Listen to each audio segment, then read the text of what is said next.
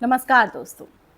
दोस्तों। यदि आप श्राद्ध पूजा करते हैं, पितरों के लिए भोजन पानी की व्यवस्था करते हैं, लेकिन एक नाम अगर आप नहीं ले रहे हैं, तो उस श्राद्ध कर्म का पूर्णतः फल आपको प्राप्त नहीं होगा। आपके पितरों को पूर्णतः तृप्ति प्राप्त नहीं होगी। ये मैं नहीं कह रही हूँ, ये ब्रह्म वैवर्त पुराण का प्रकृति खंड कह रहे हैं, हमारे पुराण कह रहे हैं। दोस्तों, सृष्टि के आरंभ में ब्रह्मा ने पूरा एक पितृलोक बनाया, जिसमें 7 पितरों की स्थापना करी, जिसमें 4 पितर तो मूर्ति स्वरूप थे, बाकी 3 पितर हमारे तेज स्वरूप में नियुक्त किए गए, यानी कि उनको एक प्रकाश के रूप में वहां पर स्थापित किया गया। और ब्राह्मणों को ये कहा गया कि आप लगातार भोजन पानी की व्यवस्था करें और पितरों को ही अर्पित कर दें। अब ब्राह्मण जो कुछ भी भोजन पानी की व्यवस्था पितरों के लिए करते थे, पितरों को वो प्राप्त नहीं होता था, जिससे क्या हुआ, भूखे प्यासे पितर ब्रह्मा जी के पास पहुंच गए और अपनी सारी व्यथा उन्हें बता दी। तब जाकर ब्रह्मा जी ने अपनी एक मानसी कन्या अर्थात अपने मन से एक पुत्री को उत्पन्न किया, एक कन्या को उत्पन्न किया, जो बहुत सुंदर थी और जिनका नाम था देवी स्वधा। जी हाँ, देवी स्वधा।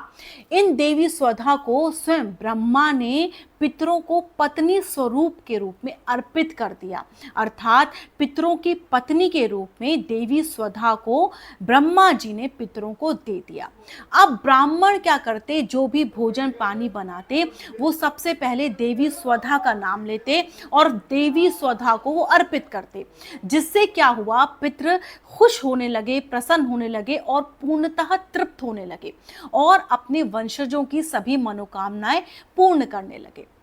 ब्रह्मवैवर्त पुराण के प्रकृति खंड में साफ साफ लिखा गया है कि यदि आप श्राद्ध कर्म यानी कि श्राद्धों के दौरान भोजन पानी की व्यवस्था अपने पितरों के लिए कर रहे हैं, लेकिन देवी स्वधा का नाम नहीं ले रहे हैं, तो उससे आपको उस श्राद्ध कर्म का फल प्राप्त नहीं होगा और ना ही आपके पितर इस चीज से संतुष्ट होंगे।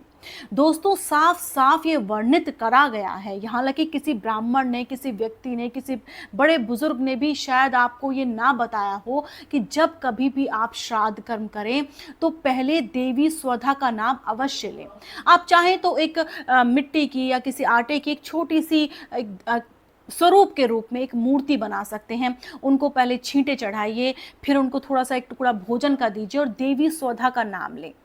और साथ ही ये प्रार्थना करें कि हे देवी स्वधा, ये भोजन पानी स्वीकार करें और इस भोजन पानी से आप तृप्त हों और हम पर प्रसन्न हों। दोस्तों, प्रकृति खंड, इस पुराण के प्रकृति खंड में साफ साफ लिखा गया है कि किसी भी श्राद्ध कर्म में यदि आप देवी स्वधा का नाम लेते हैं तो यह कर्म पूर्णतः फलदायी होगा। साथ ही देवी स्वधा आपको यह आशीर्वाद प्रदान करेंगी कि आपकी हर मनोकामना पूर्ण हो और आपके पितृ जो हैं वो आपके श्राद्ध कर्म से संतुष्ट हों, तृप्त हों। कई बार हम ऐसा कहते हैं कि हमारा ये काम नहीं हो रहा, हमारे पितृ हमसे नाराज हैं, हमारी ये चीज़ नहीं हो पा रही, तो इसकी एक मेन जो कारण है, जो वजह ये हो सकता है, तो आप कृपया करके इस बार जब कभी जिस भी तिथि पे श्राद्ध कर्म करें, सबसे पहले देवी स्वधा का नाम अवश्य लें, उनसे प्रार्थना करें कि ये आहार, ये जल कृपया करके आप स्वीकार करें और हमारे पितरों को भी ये प्राप्त करवाएं और साथ ही हमारे जो भी दुख हैं, तकलीफ़ें हैं, उन्हें समाप्त करें और हम पर प्रसन्न हों। नमस्कार।